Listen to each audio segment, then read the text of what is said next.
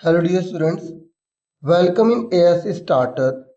Dear student, ये जो video है ना, ये एसएसटी के रिगार्डिंग रहेगी। आपका मिड टर्म का एग्जाम है, तो ये जो मैं वीडियो आपको दिखा रहा हूँ ना, ये 2022 का मिड टर्म का क्वेश्चन पेपर है। ठीक है, तो आपको पता है 2022 में डीओ ने मिड टर्म के क्वेश्चन पेपर इशू किए थे, तो उसी पेपर को मैं यहाँ पे लेके आया हूँ। इसमें ना मैं आपको एमसीक्यू वगैरह करवा रहा हूँ। आप देखो कि आपकी कितनी तैयारी है, और आप फटाफट आंसर अपने खुद बताना। ठीक है, लास्ट ईयर जो ये सिलेबस है ना, इसमें वही है। एक आधा चैप्टर जो है इसमें जैसे नहीं दे रखा, तो जो इस बार इंक्लूडेड है तो वही है बस। तो पहला क्वेश्चन है, मैं हिंदी इंग्लिश दोनों में बताऊंगा। ठीक है, पहला, निम्नलिखित में से कौन सा उत्पादन का कारक नहीं है? विच among the following is not a factor of production. ये आपकी इकोनॉमिक्स की बुक है, उसमें आपको पहला चैप्टर है ना, पालमपुर के गांव की कहानी, उसी में आपको मिलेगा।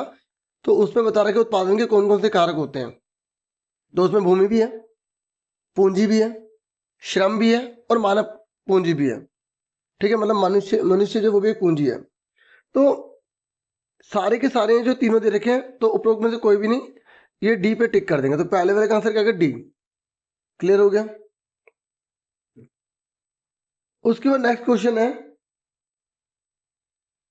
हाँ, तो पहला क्लियर हो गया ना, पहले का आंसर डी है। फिर नेक्स्ट है, मेरे मित्र एक ऐसे देश के निवासी हैं जिस देश की सीमा भारत के साथ नहीं लगती। My friend hails from a country that doesn't not share a land boundary with India. Identify the country. आपको बताना इन चारों में से कौन सा ऐसा देश है जिसकी बाउंड्री भारत से टच नहीं होती। तो तजाकिस्तान है, उसकी जो बाउंड्री भारत से टच नहीं होती। तो इसका आंसर क्या गया, बी आ गया। क्लियर हो गया। ठीक है, उसके बाद थर्ड क्वेश्चन है, निम्नलिखित में से कौन भारतीय संविधान सभा के सदस्य नहीं है? देखो बहुत सारे सदस्य थे। ठीक है, तो आपसे पूछा जा रहा है कि कौन सदस्य है ही नहीं। तो चार ऑप्शन आपके सामने इंग्लिश में भी है। Which among the following was not a member of the constituent assembly of India. पहला दे रखा डॉक्टर भीमराव अंबेडकर, दूसरा डॉक्टर राजेंद्र प्रसाद, जयपाल सिंह, महात्मा गांधी। तो मैं आपको बता दूं कि महात्मा गांधी जो थे वो कॉन्स्टिट्यूट असेंबली के मेंबर नहीं थे। तो इसका आंसर डी आ जाएगा। अच्छा, एक इंपॉर्टेंट पेज भी आपको दिखाना चाहूंगा, आपसे शेयर करना चाहूंगा, वो देखो आप। देखो ये आपकी जो डेमोक्रेसी की बुक है ना, लोकतांत्रिक वाली, तो उसमें इन सब के बारे में अच्छे से पढ़ लेना, क्योंकि ये संविधान सभा के बहुत खास मेंबरों में से एक थे जिन्होंने बहुत काम करा है। ठीक है, तो ये स्पेशली आपके लिए मैंने बुक से ये पिक भी लिया है, ताकि आपको और थोड़ा बता सकूं। ठीक है, थोड़ा टाइम की वजह से होता है, नहीं तो मैं तो आपको इतना डिटेल में बता दूं बहुत ज़्यादा। और जैसे इस पेज को तो आप अच्छे से करना, आपकी जो बुक होगी, क्योंकि इसमें से बहुत सारे क्वेश्चन बन के आते हैं कि संविधान सभा के कितने मेंबर थे। ठीक है, संविधान हमारा कब बनकर तैयार हुआ। ठीक है, ठीक है, और कितने उसे बनने में टाइम लगा, 2 वर्ष 11 मिनट 18 दिन। ठीक है, तो 299 सदस्य थे। कब बनकर तैयार हुआ, 26 नवंबर 1949 को। कब लागू हुआ, 26 जनवरी 1950 को। ऐसे ऐसे क्वेश्चन आपको अच्छे से पता होने चाहिए। अब इंग्लिश वाले शिकायत नहीं करेंगे कि सर आपने इंग्लिश में नहीं दिखाया, वो आप अपनी बुक निकाल के कर लेना, थोड़ा बहुत तो कॉपरेट करना पड़ेगा ना आपको। ठीक है जी, चलो आगे देखो। ऐसी ये वल्लभ भाई पटेल जी के बारे में और सरोजिनी नायडू के बारे में, इनके बारे में अच्छे से कर लेना। ठीक है, तो चलो आगे बढ़ते हैं। तो आप उसमें देखकर ये मत बोलना सर उसमें ना तो महात्मा गांधी थे और ना ही डॉक्टर भीमराव अम्बेडकर थे, ऐसा मत सोचना, क्योंकि डॉक्टर भीमराव अम्बेडकर तो अध्यक्ष थे। ठीक है, प्रारूप समिति के, ड्राफ्टिंग कमेटी के, उन्हें पिताजी कहा जाता है, जनक कहा जाता है। ठीक है, महात्मा गांधी जो थे, इसमें आंसर है वो नहीं है। ठीक है, क्लियर हो गया आपको। उसके बाद नेक्स्ट है, अब हमारा चौथा क्वेश्चन है। चौथे क्वेश्चन में कह रहा है, गलत मिलान बताओ, कौन सी मैचिंग गलत है। अब जिसने अच्छे से चैप्टर पढ़ा ना, हिस्ट्री का है ये बच्चों, इतिहास की जो आपकी किताब है ना, उसका जो पहला चैप्टर है ना आपका, ठीक है, पहला चैप्टर है, वेरी गुड, फ्रांसीसी क्रांति। तो उस चैप्टर में बहुत अच्छे से डिटेल में दे रखा है। तो इसने बोला इनमें से कौन सा गलत है, रोबेस्पियर, लुई 16, जॉन लॉक या नेपोलियन। तो देखो जो जॉन लोग है ना वो राजा नहीं थे, ठीक है, उन्होंने तो उल्टा किताबें भी लिखी हैं, ठीक है, उन्होंने जैसे किताब लिखी टू ट्रीटाइजेस ऑफ गवर्नमेंट, ठीक है, उन्होंने राजा को तो बोला था कि ये देवी और निरंकुश जो अधिकार ना ये इनको नहीं मिलने चाहिए। अब मैं आपको वाला पेज दिखाता हूँ, देखो इसका आंसर समझ में आ गया, सी है। इसमें मतलब कौन सा गलत था, कौन सा गलत था, कौन सा आंसर इसका, सी।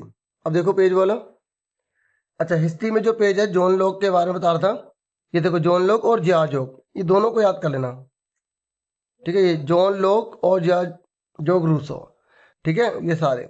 और इसमें एक और क्वेश्चन ये भी है, ये मॉन्टेस्क्यू, इन्होंने किताब लिखी थी स्पिरिट ऑफ लॉस की, ठीक है, और इन्होंने सरकार के अंदर बोला था कि 3 बातों में बांट दो, विधायिका, कार्यपालिका, न्यायपालिका। ये बहुत इंपॉर्टेंट क्वेश्चन है, ऐसे क्वेश्चन आते हैं, इसलिए कह रहे चैप्टर पढ़ के ना उसके नोट्स बनाओ। अब आपको नोट्स कहाँ से बनाए, तो टाइम ही नहीं है, आप सपोर्टिंग मटेरियल भी कर लो, काफी हद तक आपकी हेल्प होगी, लेकिन आपने चैप्टर करा होगा तभी आप अच्छा स्कोर कर पाओगे, मैं बता रहा हूँ, ठीक है। चलो आगे देखते हैं नेक्स्ट क्वेश्चन। अब मैं आपको एक बहुत इंपॉर्टेंट बात बताऊं, लास्ट ईयर जो आपका सिलेबस था इस बार भी वही है, तो मैंने टर्म फर्स्ट के नाम से मतलब बहुत सारी वीडियो बनाई हैं, अगर वो सारी वीडियो भी कर लोगे आपके बहुत अच्छे नंबर आ जाएंगे। डिस्क्रिप्शन में आपको लिंक मिल जाएगा, आप वो सारी वीडियो देख लेना, हर सब्जेक्ट की बना रखी हैं, भर भर के बना रखी है, बहुत अच्छी तैयारी हो जाएगी आपकी। चलो अगले क्वेश्चन पे आ जाते हैं। 1794 तक फ्रांस की मुद्रा कौन सी थी, जल्दी बताओ, फ्रांस की करेंसी कौन सी थी, वही फर्स्ट चैप्टर में है, और ये इसका आंसर सबसे आसान है, लिवरे, है ना, वेरी गुड, मुझे पता सबको पता होगा, वेरी गुड बच्चों, शाबाश। अब बताओ टाइल का क्या मतलब होता है, what do you understand by taille, the tax paid directly to the state, ठीक है, राज्य को दिया जाने वाला टैक्स टाइल कहलाता है। फ्रांस की मुद्रा, ठीक है, इसका आंसर समझ में आ गया, ए है, फ्रांस की मुद्रा कौन सी थी, लिवरे। चर्च द्वारा लिए जाने वाले टैक्स को क्या बोलते थे, टाइद। अब उसके बाद नेक्स्ट क्वेश्चन है आपका 7वां, तो 7वें क्वेश्चन में बच्चों असर्शन और रीजन वाले होते हैं। ऐसा क्वेश्चन जब आता है ना तो आपको चेक करना पड़ता है कि पहले दोनों सही हैं या गलत हैं। जब हम पता लगा लेते हैं सही है गलत, तो फिर हम देखते हैं कि जो रीजन है ना क्या वो ऊपर वाले का ही आंसर है, क्या ऊपर वाली जो घटना घट रही है वो नीचे वाले की वजह से घट रही है। और चेक करते हैं 7वां क्वेश्चन, देखो 7वां क्वेश्चन ये रहा, अरुणाचल एवं गुजरात के समय में 2 घंटे का अंतर होता है, ये आपके ज्योग्राफी का चैप्टर पहला। तो आप बताओ अरुणाचल प्रदेश और गुजरात में टाइम का 2 घंटे का अंतर होता है, होता है। कह रहा है इसका कारण यह कि भारत की मानक समय रेखा 82 डिग्री 30 मिनट है, तो ये बिल्कुल करेक्ट है, रीजन भी सही है और असर्शन भी सही है। ये कह रहा है डिफरेंस जो होता है ना अरुणाचल प्रदेश और गुजरात का वो 2 घंटे का होता है, तो ये ठीक है। और रीजन दे रखा है कि इंडिया का जो प्राइम मेरिडियन है ना वो 82 डिग्री 30 मिनट है, तो ये भी सही है, तो रीजन भी ठीक है, तो इसलिए आंसर ए पे टिक कर देंगे। ए पे तब टिक करते हैं जब दोनों सही होते हैं और रीजन भी सही होता है, ठीक है। तो 7वें का आंसर क्या आ गया हमारा, ए आ गया, ठीक है। 8वें क्वेश्चन पे आ जाओ, कह रहा है कौन सा लोकतंत्र के पक्ष में है, मतलब लोकतंत्र के फायदे या लोकतंत्र के कार्य बताता है, मतलब कौन लोकतंत्र डेमोक्रेसी के फेवर में है। देखो ये सारे ही फेवर में है, क्योंकि यहाँ लिखा है people feel themselves free and equal in democracy. ये कह रहा है जब लोकतंत्र होता है ना तो लोग अपने आप को फ्री और इक्वल समझते हैं, क्या समझते हैं, फ्री और इक्वल, ठीक है, मतलब स्वतंत्र और समान समझते हैं, बिल्कुल ठीक है। और लोकतंत्र में जब टकराव होते हैं तो उससे ज़्यादा अच्छा रिजल्ट आता है, ठीक है। जब लोकतंत्र यानी कि डेमोक्रेसी में जब कन्फ्लिक्ट होते हैं तो उससे अच्छा रिजल्ट आता है और बढ़िया है। डेमोक्रेसी में कन्फ्लिक्ट होना अच्छा है क्योंकि बहस होगी, निर्णय निकलेगा, मारकाट नहीं होगी। और तीसरा, लोकतंत्र में सरकारें ज़्यादा जिम्मेदार होती हैं, उत्तरदायी होती है, तो ये भी ठीक है, ये रिस्पॉन्सिबल होती है। जो भी डेमोक्रेसी के अंदर गवर्नमेंट बनेगी वो रिस्पॉन्सिबल होगी, क्योंकि अगर अकाउंटेबल भी होगी तो जवाब देना पड़ेगा, अगर नहीं देगी तो लोग अगली बार वोट ही नहीं देंगे। नेक्स्ट 9वां क्वेश्चन, तो देखो 8वें का मैंने तीनों बोला तो इसका डी आंसर हो गया, 8वें का आंसर का डी, क्लियर हो गया। 8वें का क्या गया, डी। अब 9वां क्वेश्चन है, 9वें क्वेश्चन में वही है असर्शन और रीजन। सबसे पहले चेक करो कि ये ट्रू है फॉल्स है। ये कह रहा है जिन देशों के पास संविधान है वे देश लोकतांत्रिक हो, ये जरूरी नहीं है, बिल्कुल ठीक है। ये कह रहा संविधान सिर्फ शासन की पत्ति के विषय में जानकारी देता नहीं, संविधान के तो बहुत सारे कार्य होते हैं। तो ये कह रहा है केवल संविधान शासन की पत्ती बताता है, केवल ये आंसर सही नहीं है एक, ठीक है। तो अब हमारा ये आंसर तो बिल्कुल ठीक है, और ये बोल रहा है कि संविधान सिर्फ शासन की पत्ती के बारे में बताता है, तो बहुत सारी चीजें बताता है ना, तो इसका मतलब संकल्पना तो ठीक है, कारण गलत दिया है, ठीक है। तो इसलिए हम इसका आंसर क्या करेंगे, सी कर देंगे, ठीक है। अगर यह सिर्फ ना लिखा होता तो हम ये पॉइंट तो सही मानते, पर एक्सप्लेनेशन सही नहीं मानते, फिर हम इस पे किस पे टिक कर देते, हम सी पे, बी ऑप्शन में टिक कर देते, लेकिन इसमें बोला है सिर्फ, तो इसलिए आंसर क्या होगा, सी। अब आ जाइए, अब जो इंग्लिश में थोड़ा सा बता दूं कि countries that have a constitution are not necessary democratic. ये कह रहा है अगर किसी देश के अंदर हमने कॉन्स्टिट्यूशन बना दिया तो क्या वो डेमोक्रेसी हो जाएगी, तो जरूर नहीं है ना, तो ये तो ट्रू है। ये कह रहा है constitution only gives information about the system of government. ये कह रहा है जो कॉन्स्टिट्यूशन है ना, वो केवल गवर्नेंस की सिस्टम के बारे में बताता है, ये गलत है, ठीक है। तो इसका ए सही है, सी गलत है, तो इसका आंसर क्या होगा, सी हो जाएगा। ए सही है, आर गलत, तो सी आंसर हो जाएगा। देखिए 10वां क्वेश्चन है, 18वीं शताब्दी में फ्रांस का समाज कितने स्टेट में बटा हुआ था। सबसे इजी क्वेश्चन है, in how many states was the French society divided in the 18th century. Very good, 3। अब 11वां क्वेश्चन है, ये कह रहा है वही आपको संकल्पना और कारण वाला पढ़ना है। ये कह रहा है गांव में मौसमी बेरोजगारी बहुत ज्यादा होती है। ये तो बिल्कुल ट्रू है। ये कह रहा है इसका रीजन ये है कि गांव में लोग खेती से जुड़े हुए काम करते हैं, तो खेती से जुड़ा हुआ काम कुछ ही महीनों चलता है, इसलिए बाकी महीने वो बेरोजगार बैठे रहते हैं, तो ये भी सही है, और रीजन भी सही है, रीजन भी सही है भी खेती कुछ ही समय तक होती है, इसलिए मौसमी बेरोजगारी हो गई, तो दोनों सही है, रीजन भी सही है, तो इसका आंसर क्या हो जाएगा, ए। इंग्लिश में सुन लो, ये कह रहा है seasonal unemployment is found in abundance in the village. बिल्कुल ठीक है कि गांव के अंदर बहुत बड़ी मात्रा में सीजनल अनएम्प्लॉयमेंट पाया जाता है। ये कह रहा है इसका रीजन ये है क्योंकि एग्रीकल्चर जो है ना, एग्रीकल्चर, गांव वाले एग्रीकल्चर में लगे रहते हैं, तो इसलिए वो अनएम्प्लॉयमेंट को फेस करते हैं बहुत सारे महीनों में। भाई देखो, खेती बाड़ी कुछ ही महीने तो होगी, बाकी महीने तो होगी ही नहीं, और सबसे बड़ी बात, बोते समय और काटते समय काम होता है, बाकी महीने क्या काम है, खाली बैठे रहोगे, तो इसलिए गांव में क्या पाई जाती है, मौसमी बेरोजगारी पाई जाती है, ठीक है। तो ए आंसर आ गया इसका। ये जो भी क्वेश्चन आप देख रहे हैं ना, तो आपकी प्रैक्टिस हो रही है, और मैं आपको दोबारा से बता रहा हूँ कि आप पिछले साल की सारी वीडियो जरूर देख लेना। एमसीक्यू में थे, बहुत सारी बना रखी हैं, अलग अलग प्लेलिस्ट तैयार की हुई है, डिस्क्रिप्शन में जाके चेक कर लेना। नहीं तो आप प्रैक्टिस पेपर एएससी स्टार्टर लिखेंगे तो बहुत सारी वीडियोस आ जाएंगी। कोई वीडियो ढूंढ रहे हैं तो एएससी स्टार्टर लिख देना, जो वीडियो ढूंढ रहे हैं उसके बाद, तो वीडियो निकल आएंगी, ठीक है। अब उसके बाद हमारा 12वां क्वेश्चन है कि आपको बताना है कि which among the following act was pass by the government of India in 2005 to ensure minimum 100 days employment in rural areas. ये कह रहा है कि किस कानून के द्वारा भारत सरकार ने 2005 में ग्रामीण क्षेत्रों में 100 दिन के लिए रोजगार को सुनिश्चित किया। बताओ कौन सा कानून है जिसमें बोला गया कि 100 दिन की नौकरी मिलेगी मिलेगी, वो कौन सी इनमें से, स्कूल चले हम, काम के बदले अनाज, या महात्मा गांधी राष्ट्रीय ग्रामीण रोजगार गारंटी अधिनियम, या प्रधानमंत्री रोजगार योजना, कौन सी है इसमें से, इसमें से है Mahatma Gandhi national rural employment guarantee act, C answer है इसका, ठीक है बच्चों। ये इसे शॉर्ट में बोलते हैं मगन रेगा, क्या बोलते हैं, मगन रेगा बोलते हैं, MEGN। और एग्जाम में ये थ्योरी में भी बहुत बार आता है कि मगन रेगा क्या होता है, तो बच्चे बता देते हैं कि ये जो है ना, लोगों को 100 दिन का एम्प्लॉयमेंट देती है। पहले इसे 200 जिलों में लागू किया गया, बाद में से 600 डिस्ट्रिक्ट यानी कि जिले में स्टार्ट कर दिया गया। इसमें 1/3 जो जॉब्स है ना, वो महिलाओं के लिए रिजर्व है, महिलाओं के लिए रिजर्व है, ठीक है।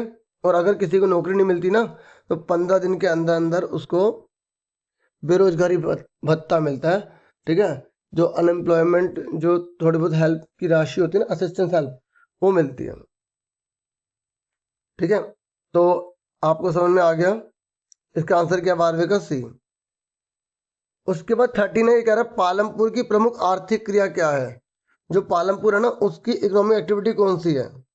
तो डियर स्टूडेंट्स, पालमपुर की जो इकोनॉमिक एक्टिविटी वो सबसे ज़्यादा जो मेन है वो है एग्रीकल्चर। कौन है, एग्री, CULTURE, एग्रीकल्चर, ठीक है, AGRICULTUR, एग्रीकल्चर यानी कि कृषि। क्लियर हो गया। अब आपको खालिस्तान करना है 13 से, और अलग अलग क्वेश्चन जैसे पूछेगा, कुछ ट्रू फॉल्स पूछेगा, कोई बोलेगा लाइन को सीधा करो, तो ये आपको समझ में आ गया 13वां आंसर आ गया। Very good. अब आ जाओ 14। ये कह रहा है कि आपको ये लाइन दे रखी है, इसको सीधी करके लिखनी है। द स्पिरिट ऑफ लॉज पुस्तक की रचना डैश ने की है, तो बताओ ये यहाँ तो गलत लिखा हुआ, रूसो ने थोड़ी करी थी। द स्पिरिट ऑफ लॉज है, वो किताब लिखी है मॉन्तेस्क्यू ने लिखी है। अभी मैंने आपको जो पेज दिखाया था ना पहले, दोबारा दिखाऊं? दिखाता हूं। तो मॉन्तेस्क्यू ने करी थी। किसने करी थी? मॉन्तेस्क्यू ने। ठीक है, आपको दिखाता हूं। देखो प्यारो, ये देखो, है ना? तो बुक से आएगा, बुक जिसने कर लिया अच्छे नंबर कर लिए। इधर से सबसे बढ़िया है बुक एनसीईआरटी। ठीक है, अगर फुल मार्क्स लाने हैं तो। ठीक है, आप जैसे आपके एग्जाम में इसके आसपास के क्वेश्चन आ जाएंगे। जो ये सैंपल पेपर आप कर रहे हो ना, आप केवल ये मत करना, मैं आपको बता रहा हूँ सीक्रेट बात। आप इसके जो भी क्वेश्चन है ना, इसके आगे पीछे के सारी चीजें कर लो, जो पेज पे आए ना वो सारी चीजें कर लो। देखो कितना अच्छा स्कोर कर लोगे। ठीक है, क्योंकि पेपर पास में हो सकता है जो प्रैक्टिस बना रहे होंगे उन्होंने साथ में पेपर भी बना लियो, उसके आसपास के क्वेश्चन डिजाइन कर लियो। सुन रहे हो? चलो चलो आगे बढ़ते हैं। मकसद मेन यही है कि आप बहुत अच्छे से तैयारी करो। ठीक है ना? चलो अब तो मानते हैं क्यों आएगा। ठीक है, तो इसका आंसर होगा 14 का। ये है मांतेस्क्यू। ठीक है, तो आपको समझ में आ गया। अब हम करते हैं नेक्स्ट क्वेश्चन। 15वां क्वेश्चन है, आपको बताना है ट्रू है फॉल्स है। ये कह रहा है एक वर्ष में किसी भूमि पर एक से ज्यादा फसल की पैदावार करने को हम बहुविध फसल प्रणाली कहते हैं। बताओ, अगर हम एक वर्ष में किसी भूमि पर एक से ज्यादा फसल उगा रहे हैं तो उसे क्या बोलते हैं? क्या उसे हम बहुविध फसल प्रणाली कहते हैं?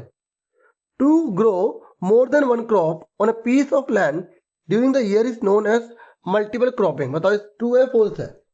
ये ट्रू है, क्योंकि जब हम एक खेत में, ये इकोनॉमिक्स का क्वेश्चन है। ठीक है, अर्थशास्त्र में पहले चैप्टर में मिल जाएगा। अगर आप एक खेत में एक तरह फसल उगा रहे हो ना, तो उसे क्या बोलते हैं? बहुविध फसल प्रणाली। तो ये क्या बच्चों? सत्य है। ठीक है, क्लियर हो गया। अब आ जाओ 16 क्वेश्चन पर। ये कह रहा है दिनेश दिल्ली में एक दिहाड़ी मजदूर है। आज नौकरी मिल गई तो कल नहीं मिली, ऐसी, और उसे दिन का केवल 150 रुपये मिलता है। कितना मिलता है? 150। जबकि मार्केट में रेट कुछ और है, मान लो 400 रुपये दिहाड़ी चल रही है। अब आप बताओ कि ये रोजगार है या बेरोजगार है? आपको बताना है कि दिनेश जो है वो डेली वेज लेबरर है दिल्ली का, और वो 150 रुपये पर डे के ले रहा है, और जबकि मार्केट में जो वेज रेट है बहुत ज़्यादा है। अब बताओ अनएम्प्लॉयड है या एम्प्लॉयड है? दोनों में से एक बार बताना है, एम्प्लॉयड है या अनएम्प्लॉयड है। तो देखो दोनों में से भी आप ये ना लिख के आप लिखोगे अंडर एम्प्लॉयड है। क्या है? Under employed. ठीक है, मैं आपको आंसर यहाँ लिखोगे अंडर एम्प्लॉयड, क्योंकि वो अल्प रोजगार में। किसमें? Under employed, EMPLOYED। ठीक है, UNDER। ठीक है, अंडर। ठीक है, EMPLOYED, अंडर एम्प्लॉयड। ठीक है, हिंदी में बोलते हैं अल्प रोजगार। आप इसका आंसर क्या लिखोगे? अल्प रोजगार। वो दोनों के बीच की स्थिति में है। क्लियर हो गया? समझ में आ गया आंसर? ठीक है, उसके बाद नेक्स्ट क्वेश्चन पर आ जाओ। नेक्स्ट क्वेश्चन है, हम सभी ऐसा आचरण करें जैसा कि हम एक परिवार के सदस्य हो, मतलब सब मिलजुल कर रहें। कोई भी नागरिक किसी दूसरे नागरिक को अपने से कमतर ना माने, कोई किसी को अपने से कमतर ना माने। तो ये बताओ इसको क्या बोलते हैं? इसको बोलते हैं बच्चों बंधुत्व। क्या बोलते हैं? बंधुता बोलते हैं। क्या बोलते हैं? बंधुता। मैं आपको दिखाता हूँ ये आपकी बुक में कहाँ से आया है। ये आपकी लोकतांत्रिक की बुक है ना, डेमोक्रेसी, उसमें कहाँ से आया वो आपको दिखाता हूँ। देखिए, ये आप देखेंगे ना, ये आप पेज खोलेंगे तो इस पेज में देखो ये रहा। ठीक है, आप पुरानी वीडियोस भी मेरी देखेंगे, आपको बहुत आनंद आने वाला है। पिछले साल की सारी वीडियोस जरूर देख लेना, अभी भी कह रहा हूँ। ठीक है, आप ऐसे ही पास हो जाएंगे, अच्छे नंबर भी आ जाएंगे। तो ये रहा बंधुता। आप देखो सेम लाइन लिखी है ना, पूरी लिखी है। ऐसे इंग्लिश मीडियम वाले स्टूडेंट सुन लीजिए, आप अपनी बुक में ओपन करेंगे तो आपको मिल जाएगा। बाकी आपको बंधुता का मतलब बता रहा हूँ इंग्लिश में क्या है। देखिए इंग्लिश में बोला जाता है फ्रेटर्निटी। ठीक है, तो समझ में आ गया होगा आपको। बाकी बोला पेज आप निकाल लेना, और सभी बच्चे दिल खोलकर वीडियो को लाइक जरूर करना, अभी चलेगी वीडियो, ठीक है। और जिन्होंने सब्सक्राइब नहीं किया तो वो चाहें तो सब्सक्राइब कर सकते हैं, ठीक है। आगे देखते हैं। अब आगे देखिए, हमने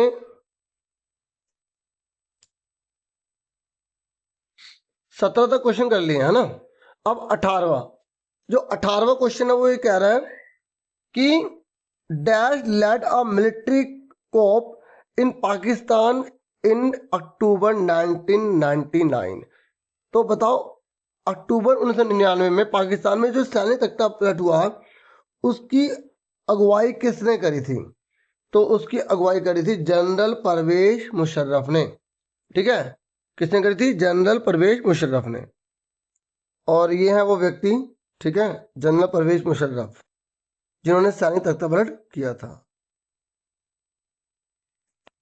और जो अब तक अभी किए हैं वो सारे हैं, है ना। तो ये 18 तक मैंने आपको करवा दिए। अब आगे देखो, अब 19वां क्वेश्चन है, कह रहा है कि महिमा जो है ना वो मालाबार तट पर है। कहाँ पर है? मालाबार तट पर है।